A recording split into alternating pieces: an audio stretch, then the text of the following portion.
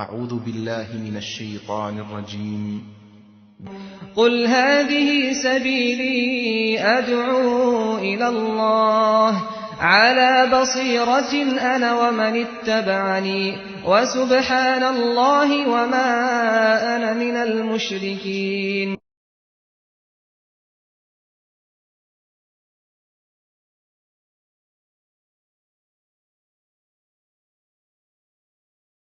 بسم الله الرحمن الرحيم. الحمد لله رب العالمين وبه نستعين وصلى الله وسلم وبارك على نبينا محمد وعلى آله وصحبه أجمعين. أما بعد، أعوذ بالله من الشيطان الرجيم. بسم الله الرحمن الرحيم. إنما يعمر مساجد الله من آمن بالله واليوم الآخر وأقام الصلاة وآتى الزكاة ولم يخش إلا الله فعسى أولئك أن يكونوا من المهتدين. محترم حضرات، آج کی تراویح میں ہم نے 10واں پارہ مکمل کیا اور 10واں پارہ سورہ انفال اور سورہ توبہ ان دو سورتوں پر مشتمل ہے، اور آج کا درس سورہ توبہ کی 2 آیتوں کی روشنی میں ہوگا. ابھی آپ حضرات کے سامنے میں نے ایک آیت تلاوت کی ہے جس میں اللہ نے فرمایا کہ اللہ کی مسجدوں کو آباد کرنے والے تو وہ ہوتے ہیں جو اللہ پر ایمان رکھتے ہیں، یوم آخرت پر ایمان رکھتے ہیں، نماز قائم کرنے والے ہوتے ہیں، زکوٰۃ ادا کرنے والے ہوتے ہیں، اور اللہ کے سوا کسی اور کا خوف یہ لوگ اپنے اندر نہیں رکھتے ہیں. تو ایسے لوگ یقیناً ہدایت یافتہ ہیں. محترم حضرات، مسجد جسے اللہ تعالیٰ کی عبادت کے لیے تعمیر کیا جاتا ہے، جس میں اللہ کی عبادت کی جاتی ہے، اللہ کو یاد کیا جاتا ہے، ان مسجدوں کا ہماری شریعت میں بڑا مقام و مرتبہ ہے. حدیث کے اندر بتایا گیا کہ اس روئے زمین میں سب سے زیادہ پسندیدہ جگہ اللہ تعالیٰ کو مسجد ہے. مسجد اللہ کی نظر میں سب سے زیادہ پسندیدہ جگہ ہے. ان مسجدوں کی خدمت کرنا، مسجدوں کو آباد کرنا، مسجدوں میں نمازیں ادا کرنا، مسجدوں میں عبادت کرنا، تلاوت قرآن مجید کا اہتمام کرنا، یہ سب ایسے امور ہیں، ایسے کام ہیں جن کو اللہ تعالیٰ پسند فرماتا ہے. مسجد کی خدمت کرنا یہ بھی بڑی نیکی کا کام ہے، بڑے اجر و ثواب کا کام ہے. مسجد کی خدمت یہ کتنے اجر و ثواب کا کام ہے، اس کا اندازہ ایک حدیث سے لگائیے کہ نبی کریم صلی اللہ علیہ وسلم کے زمانے میں ایک معمولی عورت تھی، کالی کلوٹی عورت، معاشرے میں اس کا کوئی مقام و مرتبہ نہیں تھا. ایک معمولی سی عورت تھی، اس کا معمول تھا کہ وہ روزانہ مسجد میں جھاڑو دیا کرتی تھی، مسجد کی صاف صفائی کیا کرتی تھی. نبی کریم صلی اللہ علیہ وسلم نے دیکھا کہ کچھ دن سے وہ عورت نظر نہیں آ رہی ہے. جو عورت مسجد میں صفائی کا اہتمام کیا کرتی تھی، وہ عورت کچھ دن نظر نہیں آئی. تو اللہ کے نبی صلی اللہ علیہ وسلم نے اپنے صحابہ سے پوچھا، اپنے صحابہ سے دریافت کیا کہ وہ عورت کہاں ہے جو مسجد میں جھاڑو دیا کرتی تھی، وہ عورت کہاں ہے، نظر نہیں آ رہی ہے. تو صحابہ نے جواب دیا کہ اللہ کے نبی، وہ عورت انتقال کر گئی ہے، اس عورت کی وفات ہو گئی ہے. نبی کریم صلی اللہ علیہ وسلم نے فرمایا فَهَلَّا آذَنْتُمُونِي، اس عورت کی وفات کی خبر تم لوگوں نے مجھے کیوں نہیں دی؟ مجھے اس کی وفات کی خبر دیتے، اس کے انتقال کی خبر تم نے کیوں نہیں دی؟ پھر نبی کریم صلی اللہ علیہ وسلم نے پتہ لگایا کہ اس کی قبر کہاں ہے، اس عورت کی قبر کہاں ہے۔ آپ کو بتایا گیا، اس کی قبر کا پتہ بتایا گیا، اس کی قبر کی جگہ بتائی گئی، تو نبی کریم صلی اللہ علیہ وسلم اس عورت کی قبر پر پہنچے اور وہاں جا کر آپ نے اس عورت کی نماز جنازہ ادا کی۔ سبحان اللہ، یہ عورت جس کا معاشرے میں کوئی مقام و مرتبہ نہیں تھا، معاشرے میں اس کی کوئی حیثیت نہیں تھی، مگر وہ مسجد کی صفائی کیا کرتی تھی، مسجد کا اہتمام کیا کرتی تھی، اس لیے نبی کریم صلی اللہ علیہ وسلم نے اس عورت کا اتنا اہتمام کیا اور اس عورت کی وفات پر آپ نے اس کی قبر کے اوپر جا کر نماز جنازہ ادا کی۔ یہ جو آیت میں نے پڑھی ہے، اس آیت میں اللہ تبارک و تعالی نے مسجدوں کو آباد کرنے والے لوگوں کی کچھ خصوصیات کا، کچھ اوصاف کا تذکرہ کیا ہے۔ اس سے پہلے والی آیت میں اللہ تعالیٰ نے اس بات کی وضاحت کی کہ جو مشرکین ہیں، جن کے دل میں ایمان نہیں ہے، جن کے سینے ایمان سے خالی ہیں، ایسے لوگ مسجدوں کو آباد نہیں کر سکتے۔ مسجدوں کو آباد کرنا ان کی صفت نہیں ہے، مسجدوں کو آباد کرنا ان کا کام نہیں ہے۔ حقیقت میں مسجدوں کو آباد کرنے والے کون ہیں؟ اللہ نے اس آیت کے اندر بتایا، انما یعمر مساجد اللہ من آمن باللہ والیوم الآخر۔ ان کی پہلی صفت یہ ہے کہ وہ اللہ پر اور یوم آخرت کے اوپر ایمان رکھتے ہیں۔ ایمان ان کی پہلی صفت ہے۔ صاحب ایمان ہوتے ہیں یہ لوگ، اہل ایمان ہوتے ہیں، ان کی زندگیوں میں ایمان ہوتا ہے، ان کی زندگیاں ایمان کی روشنی سے منور ہوتی ہیں، ان کی زندگیوں میں شرک و کفر کی تاریکیاں نہیں ہوتی ہیں، ان کی زندگیوں میں شرک کی اور کفر کی آلودگیاں نہیں ہوتی ہیں، ان کی زندگیوں میں ایمان ہوتا ہے۔ من آمن باللہ والیوم الآخر واقام الصلاۃ، ان کی دوسری صفت بتائی گئی کہ یہ لوگ نمازوں کے قائم کرنے والے ہوتے ہیں، نمازوں کو قائم کرتے ہیں، یہ لوگ نمازوں کے پابند ہوتے ہیں، ان کی زندگیوں میں نمازیں ہوتی ہیں، نمازوں کے پابند ہوتے ہیں۔ تیسری صفت بتائی گئی وآت الزکاۃ، یہ لوگ زکوٰۃ ادا کرنے والے بھی ہوتے ہیں۔ نماز سے جس طریقے سے یہ لوگ اللہ تعالیٰ کا حق ادا کرتے ہیں، اسی طریقے سے زکوٰۃ کی ادائیگی کے ذریعے یہ لوگ بندوں کا حق بھی ادا کرتے ہیں۔ وَلَمْ يَخْشَ إِلَّا اللَّهُ، چوتھی صفت بتائی گئی کہ یہ اللہ کے علاوہ کسی اور سے ڈرتے نہیں ہیں، اللہ کے علاوہ کسی اور سے ڈرتے نہیں ہیں۔ ایسا ڈر یا ایسا خوف جو انہیں کسی کی عبادت پر محمول کرے، جس خوف کی وجہ سے وہ کسی کی عبادت کریں، کسی کے لیے تعظیم کریں، ایسا خوف صرف اللہ تعالیٰ کے لیے ہوتا ہے، صرف اللہ سے یہ لوگ ڈرتے ہیں۔ آگے فرمایا فَعَسَىٰ أُولَٰئِكَ أَن يَكُونُوا مِنَ الْمُهْتَدِينَ، تو ایسے ہی لوگ یقیناً ہدایت یافتہ ہیں، ایسے ہی لوگ ہدایت پر چلنے والے ہیں، ہدایت یافتہ ہیں۔ تو اس میں اللہ تعالیٰ نے بتایا کہ حقیقت میں مسجدوں کو آباد کرنے والے کون لوگ ہوتے ہیں۔ تو مسجدوں کی آبادی یا مسجدوں کو آباد کرنے کی فضیلت اس آیت سے ہمیں معلوم ہوتی ہے۔ مسجدوں کو آباد کرنا، یہ مسجدوں کی آبادی ظاہری بھی ہوتی ہے اور معنوی بھی ہوتی ہے۔ ظاہری اس اعتبار سے کہ مسجدیں تعمیر کی جائیں، مسجدوں کو خوبصورت بنایا جائے، مسجدوں میں صفائی کا اہتمام کیا جائے، یہ ظاہری آبادی ہے۔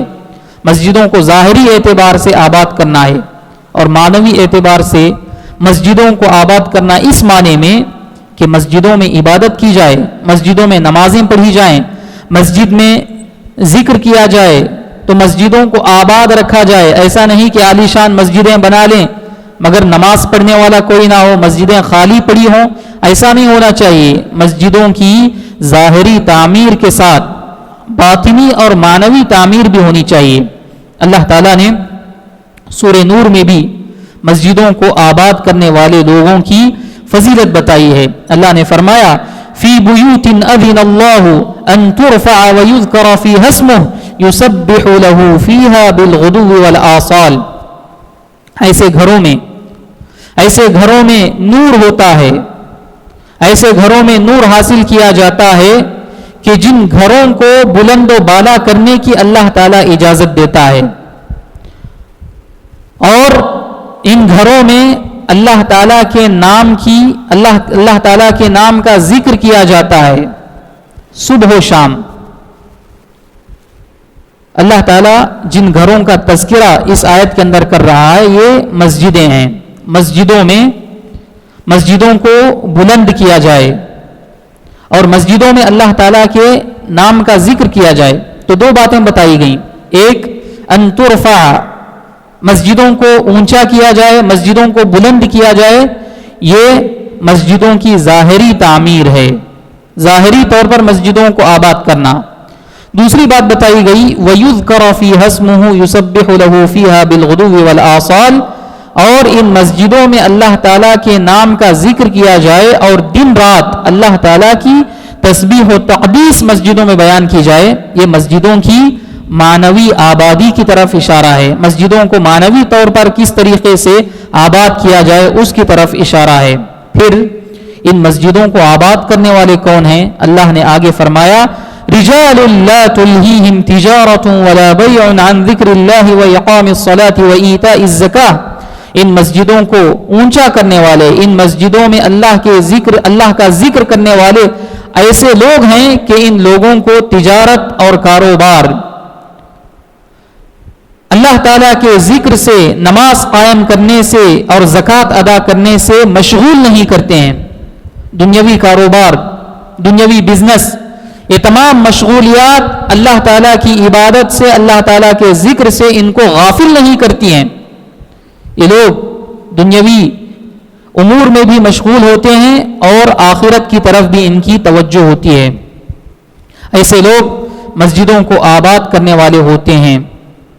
یخافون یوما تتقلب فیہ القلوب والابصار، اور یہ لوگ ایسے دن سے ڈرتے ہیں کہ جس دن دل اور نگاہیں پلٹ دی جائیں گی، دل اور نگاہیں الٹ دی جائیں گی. ایسے دن سے، قیامت کے دن سے یہ لوگ ڈرتے ہیں. پھر آگے اللہ تعالیٰ نے ان لوگوں کو 3 قسم کی بشارتیں سنائی ہیں، 3 قسم کی خوشخبریاں سنائی ہیں. پہلی خوشخبری اللہ نے فرمایا لیجزیہم اللہ احسن ما عملوا، اللہ تعالیٰ ان کے نیک اعمال کا بدلہ انہیں عطا کرے گا. یہ پہلی خوشخبری. دوسری خوشخبری وَيَزِيدَهُم مِّن فَضْلِهِ، اور اللہ تعالیٰ اپنے فضل سے ان کو مزید عطا کرے گا، ان کو اجر و ثواب اپنے فضل سے مزید اللہ تعالیٰ عطا کرے گا. یہ دوسری خوشخبری اللہ تعالیٰ نے سنائی. اور تیسری خوشخبری اللہ نے سنائی وَاللَّهُ يَرْزُقُ مَن يَشَاءُ بِغَيْرِ حِسَاب، اور اللہ تعالیٰ جسے چاہتا ہے بے حساب نوازتا ہے. جسے چاہتا ہے اللہ تعالیٰ بے حساب اجر و ثواب سے، بے حساب عطا اور بخشش سے اللہ تعالیٰ نوازتا ہے. تو سورہ نور کی ان آیتوں میں بھی اللہ تعالیٰ نے ایسے لوگوں کی تعریف کی ہے جو مسجدوں کو آباد رکھتے ہیں، ظاہری طور پر بھی، معنوی طور پر بھی. میرے بھائیو، یہ مسجدوں کو آباد کرنا بڑی نیکی کا کام ہے، مگر یاد رہے کہ مسجدوں کی ظاہری زیب و زینت سے زیادہ، مسجدوں کو ظاہری طور پر خوبصورت بنانے سے زیادہ اس بات کا لحاظ اور اس بات کا خیال رکھا جائے کہ مسجدوں میں عبادت کی جائے، مسجدوں میں اللہ تعالیٰ کے نام کا ذکر کیا جائے، اس بات کا لحاظ رکھا جائے. صرف ظاہری طور پر ہم مسجدیں بنا لیں، صرف ظاہری طور پر ہم مسجدوں کو خوبصورت سے خوبصورت بنا لیں تو یہ چیز کافی نہیں ہے. اور حدیث میں اس چیز کو قیامت کی نشانیوں میں سے ایک نشانی بتایا گیا ہے. سنن ابو داؤد کی روایت ہے جس کے راوی حضرت انس بن مالک رضی اللہ تعالی عنہ ہیں. آپ صلی اللہ علیہ وسلم نے فرمایا لا تقوم الساعة حتى يتباهى الناس في المساجد، کہ قیامت اس وقت تک قائم نہیں ہوگی جب تک کہ لوگ مسجدیں تعمیر کرنے میں ایک دوسرے پر سبقت نہ لے جائیں، مسجدیں تعمیر کرنے میں جب تک لوگ ایک دوسرے پر فخر نہ کرنے لگیں. تو لوگ جب مسجدوں کی تعمیر میں ایک دوسرے پر فخر کرنے لگیں گے تو اس وقت قیامت قائم ہوگی. اور اس چیز کو نبی کریم صلی اللہ علیہ وسلم نے قیامت کی ایک نشانی قرار دی ہے.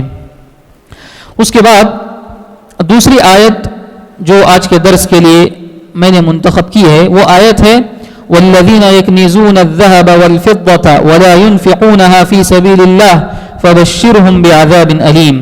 اللہ تعالیٰ نے اس آیت کے اندر دھمکی دی ہے، اس آیت کے اندر وعید سنائی ہے ایسے لوگوں کو جن کے پاس مال ہے، جن کے پاس دولت ہے، مگر اس مال کا حق وہ لوگ ادا نہیں کرتے ہیں. اللہ نے فرمایا جو لوگ سونے اور چاندی کے خزانے اپنے پاس بنا بنا کے رکھتے ہیں، سونے اور چاندی کو جمع کر کے اس کے خزانے بنا کے رکھتے ہیں اور اس کو اللہ کی راہ میں خرچ نہیں کرتے، ایسے لوگوں کو دردناک عذاب کی خوشخبری سنائی ہے. جو لوگ صرف مال جمع کرتے ہیں، جن کا کام مال جمع کرنا ہے، مال خرچ کرنا ان کا کام نہیں ہے، صرف مال کے خزانے جمع کے رکھتے ہیں، ایسے لوگوں پر اللہ تعالیٰ نے وعید سنائی ہے کہ ایسے لوگوں کو دردناک عذاب کی خوشخبری سنائی ہے. یہ کن لوگوں کو خوشخبری سنائی گئی؟ عذاب کی دھمکی کن لوگوں کو دی گئی؟ ان لوگوں کو دی گئی ہے جو مال تو کماتے ہیں، مال جمع کرتے ہیں، مگر مال کا حق اللہ تعالیٰ نے جو زکوٰۃ کی شکل میں رکھا ہے اس زکوٰۃ کو ادا نہیں کرتے. یہ زکوٰۃ انسان کے مال کے لیے پاکی کا باعث ہے، انسان کے مال کو پاک و صاف کرتی ہے. اللہ نے فرمایا خذ من اموالہم صدقۃ تطہرہم، اے نبی آپ ان کے مالوں کے اندر سے زکوٰۃ لیجئے، یہ زکوٰۃ ان کے مال کو پاک و صاف کرے گی، ان کے مال کو پاک و صاف کرے گی. تو زکوٰۃ مال کی پاکی اور صفائی کا باعث ہے، ذریعہ ہے. تو جو لوگ صرف مال جمع کرتے ہیں، مال کے خزانے اپنے پاس جمع کر کے رکھتے ہیں اور زکوٰۃ ادا نہیں کرتے، ایسے لوگوں کو وعید سنائی گئی کہ ایسے لوگوں کو دردناک عذاب کی خوشخبری سنا دیجیے. جو لوگ مال جمع کرتے ہیں، جن کے پاس مال و دولت کے خزانے ہیں، مگر اس مال کا جو زکوٰۃ ان کے اوپر واجب ہوتا ہے، اس مال کا جو حصہ زکوٰۃ کے لیے واجب ہوتا ہے اس کو وہ لوگ نکال دیتے ہیں برابر، تو ایسے لوگوں کے لیے یہ وعید نہیں ہے. جیسا کہ حضرت عبداللہ ابن عمر رضی اللہ عنہما سے منقول ہے کہ انہوں نے کہا کہ ما ادی زکاتہ فلیس بکنز، کہ جس مال کی زکوٰۃ ادا کی جاتی ہے، جس مال کی زکوٰۃ نکال دی جاتی ہے، تو ایسا مال کنز کے اندر نہیں آئے گا، ایسا مال خزانے کے اندر نہیں آئے گا جن خزانوں کو جمع کرنے والوں کے لیے یہ وعید سنائی گئی. یہ حضرت عبداللہ ابن عمر کا اور جمہور صحابہ کا یہی موقف ہے. جبکہ حضرت ابو ذر رضی اللہ تعالیٰ عنہ صحابہ میں سے یہ اس آیت کو عام سمجھتے تھے، اس آیت سے یہ عام مفہوم لیا کرتے تھے، اور ان کے نزدیک یہ تھا کہ مال سرے سے جمع کرنا نہیں چاہیے، مال کا خزانہ اپنے پاس نہیں رکھنا چاہیے. جو آدمی مال کا خزانہ رکھے گا وہ اس آیت کی وعید کے اندر شامل ہوگا، گرچہ کہ وہ اس کا زکوٰۃ نکالتا ہو. اگر کوئی آدمی مال جمع کرتا ہے اپنے پاس تو مال جمع کرنے کی وجہ سے اس آیت کی زد میں آئے گا، اس وعید کی زد میں آئے گا. یہ حضرت ابو ذر کا موقف تھا. جبکہ جمہور صحابہ کا اور جمہور اہل علم کا موقف یہ ہے کہ اس آیت میں وعید ان لوگوں کو سنائی گئی ہے جو صرف مال جمع کرتے ہیں مگر مال کی زکوٰۃ ادا نہیں کرتے. مال کی زکوٰۃ ادا کرتے ہوئے اگر کوئی آدمی اپنے پاس مال محفوظ کرتا ہے، مال جمع کرتا ہے، تو مال جمع کرنے میں ایسے لوگوں پر اور ایسے آدمیوں پر کوئی حرج کی بات نہیں ہے. تو میرے بھائیوں، یہ جو مال ہے انسان کا، یہ مال اگر انسان مال کا حق ادا کرتا ہے، زکوٰۃ ادا کرتا ہے، تو یہ مال انسان کے لیے نار جہنم سے آزادی کا باعث بنے گا. اور جو آدمی مال کا حق صحیح سے ادا نہیں کرتا، زکوٰۃ صحیح سے ادا نہیں کرتا، زکوٰۃ کا حساب صحیح سے نہیں نکالتا اور نفلی صدقہ و خیرات بھی صحیح سے نہیں کرتا، تو ایسے آدمی کا مال اس کے لیے وبال جان بنے گا اور ایسا آدمی کا مال اس کے لیے نار جہنم کا باعث بنے گا. نبی کریم صلی اللہ علیہ وسلم نے صدقہ و خیرات کے اوپر ابھارتے ہوئے فرمایا اتقوا النار ولو بشق تمرہ، اے لوگو جہنم کی آگ سے بچو گرچہ کہ تم ایک کھجور کا ٹکڑا ہی صحیح اللہ کی راہ میں خرچ کر کے اگر تم جہنم کی آگ سے بچ سکتے ہو تو بچو. تو جو آدمی صدقہ و خیرات کرتا ہے، اپنا مال اللہ کی راہ میں خرچ کرتا ہے زکوٰۃ کی شکل میں، نفلی صدقہ و خیرات کی شکل میں، تو یہ مال انسان کے لیے نار جہنم سے آزادی کا باعث بنے گا۔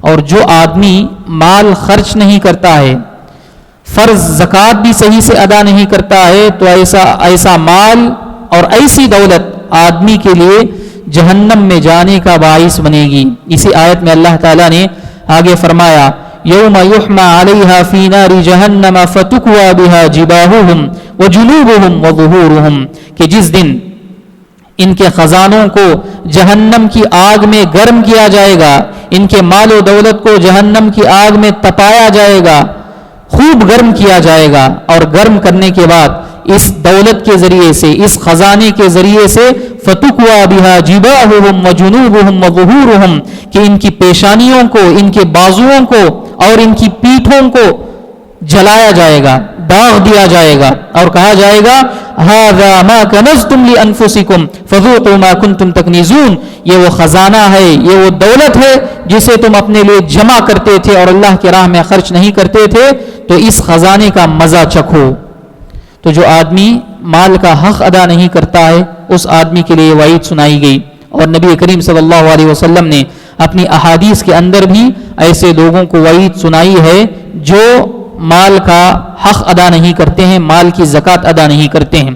تو مال کی زکوٰۃ ادا نہ کرنے کا یہ اخروی نقصان یہ ہے کہ آدمی جہنم میں جلے گا۔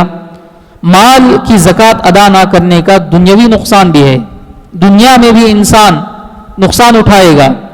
حضرت عائشہ رضی اللہ تعالیٰ عنہ کی ایک حدیث ہے جس میں نبی کریم صلی اللہ علیہ وسلم نے فرمایا ما خالطت الزکاة مالا قط الا اہلکتہ، کہ زکوٰۃ جس مال میں بھی داخل ہوتی ہے، زکوٰۃ جس مال میں بھی شامل ہوتی ہے، تو یہ زکوٰۃ اس مال کو ہلاک و برباد کر کے چھوڑ دیتی ہے۔ حدیث کا مطلب کیا ہے؟ حدیث کا مطلب یہ ہے کہ جو آدمی اپنے مال کی زکوٰۃ نہیں نکالتا، جو آدمی زکوٰۃ کا حصہ نکال کے الگ نہیں کرتا اور اپنے مال میں شامل کر لیتا ہے، اس کو اپنی زکوٰۃ کو اپنے مال کے ساتھ ملا کے رکھتا ہے اور اس کو نکالتا نہیں، اپنے مال میں ہی رکھتا ہے اس کو، تو زکوٰۃ کا جو حصہ ہے، زکوٰۃ کا جو حصہ ہے مال میں سے، یہ زکوٰۃ کا حصہ باقی مال کو بھی تباہ و برباد کر کے چھوڑ دیتا ہے۔ اللہ تعالیٰ کوئی ایسی مصیبت انسان کے اوپر ڈال دیتا ہے کہ جس مصیبت کی وجہ سے انسان کا پورا مال چلا جائے گا، انسان کا پورا مال ہلاک و برباد ہو جائے گا۔ تو انسان جب زکوٰۃ ادا نہیں کرتا ہے تو دنیا میں بھی خسارہ اٹھاتا ہے، آخرت میں بھی خسارہ اٹھاتا ہے۔ اور یہ جو زکوٰۃ اللہ تعالیٰ نے مسلمانوں کے اوپر واجب کی ہے، اگر مسلمان اپنے مالوں کی زکوٰۃ صحیح طریقے سے نکالیں، صحیح انداز سے نکالیں اور صحیح طریقے سے ان کے مستحقین تک پہنچا دیں، تو اس دنیا کے اندر مسلمان غریبی سے آزاد ہو جائیں گے۔ مسلمانوں کے اندر جو فقر و فاقہ ہے، مسلمانوں کے اندر جو غریبی ہے، یہ غریبی بھی ختم ہو سکتی ہے مال زکوٰۃ کے ذریعے سے۔ تو جو اصحاب ثروت ہیں، جو مالدار ہیں، ان کو اپنے اموال کی زکوٰۃ نکالنے کی فکر کرنی چاہیے۔ اس آیت کے اندر اللہ تبارک و تعالی نے جو علماء کا طبقہ ہے، جو عباد کا طبقہ ہے اور جو مالداروں کا طبقہ ہے، ان تین لوگوں کے غلط اعمال کا تذکرہ کیا۔ جو علماء ہیں، ان علماء کی خامیوں کا تذکرہ کیا، جو عبادت گزار ہیں، ان عبادت گزار لوگوں کی خامیوں کا تذکرہ کیا، اور جو صاحب مال ہیں، مالدار لوگ ہیں، ان کی خامی کا تذکرہ کیا۔ ان تینوں کی خامیوں کا تذکرہ کیا۔ سلف صالحین میں سے عبداللہ ابن مبارک کے بارے میں آتا ہے کہ وہ اس آیت کی روشنی میں کہا کرتے تھے کہ معاشرے کے اگر یہ تین لوگ درست ہو جائیں، معاشرے کے یہ تین طبقے اگر سدھر جائیں، درست ہو جائیں، تو پورا معاشرہ سدھر جائے گا۔ ایک علماء کا طبقہ، ایک عبادت گزار لوگوں کا طبقہ، اور معاشرے کے مالدار لوگوں کا طبقہ۔ اگر یہ تین قسم کے لوگ سدھر جائیں، صحیح راستے پر آ جائیں، تو باقی سارے لوگ، باقی سارا معاشرہ سدھر سکتا ہے۔ تو اللہ تعالیٰ سے دعا ہے کہ اللہ تعالیٰ ہم تمام لوگوں کو اسلامی احکام کے مطابق زندگی گزارنے کی توفیق عطا فرمائے۔ اللہ تعالیٰ ہمیں قرآن و حدیث کے مطابق اپنی زندگی کو ڈھالنے کی توفیق عطا فرمائے. آمین. وآخر دعوانا ان الحمد للہ رب العالمین.